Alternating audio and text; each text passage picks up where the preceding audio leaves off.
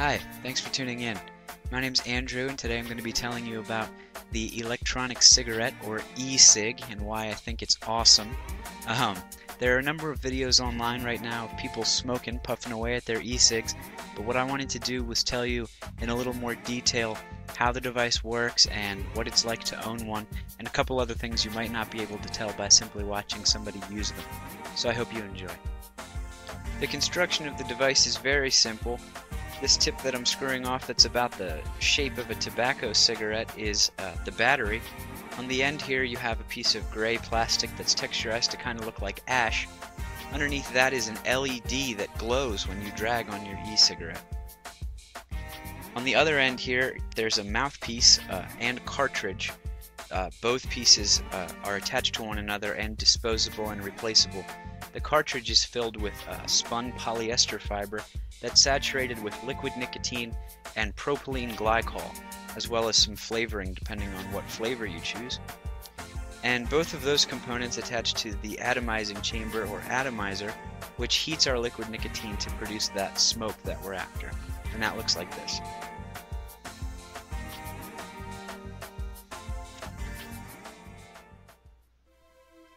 A couple things I thought you might be interested in hearing about the cartridge mouthpiece component.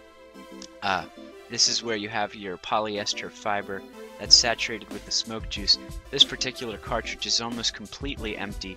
You can see that, I'm not sure if you can see actually. The polyester is white and fluffy with just a tiny little bit of pink at the end there.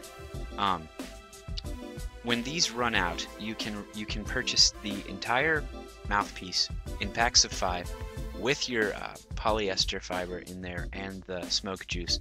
All over the internet, distributors sell these for $1 a cartridge up to $5 a cartridge in various flavors and nicotine concentrations. Now, I'm not sure how much you're going to be using your e-cigarette, but that can get kind of pricey. Certainly not as pricey as purchasing a pack of cigarettes every day, but it's not cheap either.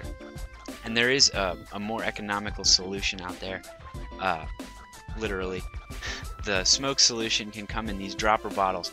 Many distributors sell these in 10 milliliter quantities all the way up to I think 30 milliliters in a variety of flavors and nicotine concentrations as well.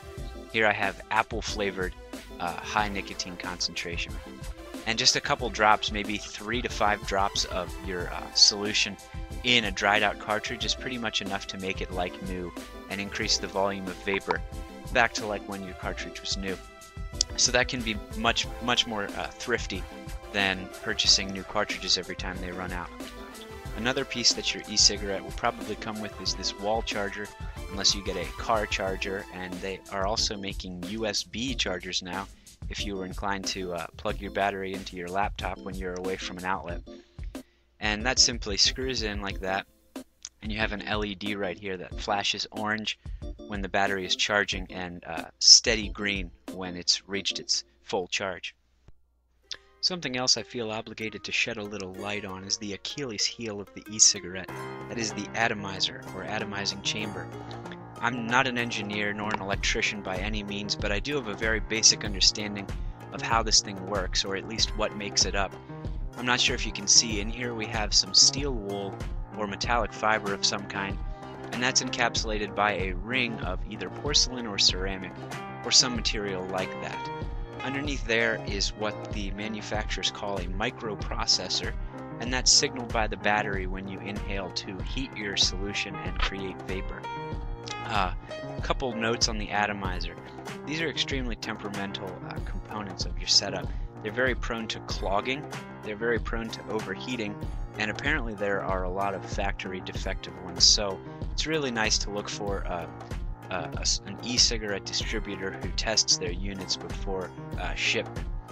Secondly, the wisest thing that you can do with regard to care to your atomizer is use a high quality smoke solution. The lower quality smoke solutions have been tried and proven to clog these more regularly and cause more problems in general in the long run with the atomizer. After about a month of use with no cleaning, the first one began producing a really foul, kind of metallic tasting vapor that I knew I didn't want to be inhaling, so I knew this component needed replaced ASAP. And I did get my new atomizer, along with which I purchased some higher quality smoke solution. I have had no problems so far with this new unit, and that would just be some advice that I would pass on, is take good care of your atomizer, purchase from someone who's tested them if possible, and above all, I would say, use the highest quality smoke solution that you can have shipped to your location, wherever that may be. Lastly, I just want to tell you a couple reasons in general that I've really enjoyed e-smoking. I hope it's pretty obvious at this point that I'm not trying to sell you any particular model of e-cigarette, because I've only tried this one. I'm not even going to mention where I got this one today. I'm just trying to sell the idea, I guess, because I hope it catches on. I really do. I think it's the coolest invention since sliced bread. And I have felt remarkably healthier just in these few months that I've been e-smoking. I've been able to breathe more clearly. My voice has been more clear. I'm also a musician. My singing voice improved. I live with my family, and none of them are cigarette smokers, so I always had to step outside before to have a puff, and that's no longer the case. To pull this out, and have a couple drags and just relax for a few minutes instead of having to, uproot myself from whatever I'm doing just to, go and satiate my my nicotine addiction.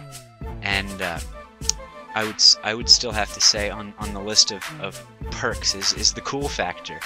It's a new device still, and people get excited or confused when they see it. It's always one or the other.